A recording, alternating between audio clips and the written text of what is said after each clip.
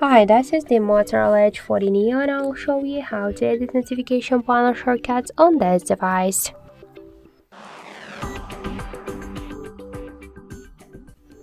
So open first the control panel, and if you want to add here some options or remove some of them, or just to change the positions of the icons on the panel, here you should tap here to the edit one and scroll down. Here you'll see this down section with invisible options, and if you want to add them to your panel, you should just hold the icon and drag it to this up section by this way. To remove the icons from your panel, by the same way, hold the icons and drag them to the down. And to change the positions of the icons, we should just hold them and just drag them by this way. To reset all of the changes, tap on the right upper corner to three dots, click to reset, or to save the changes, just click to go back, and that's it. So thank you for watching, and if you like this video, leave thumbs up and subscribe.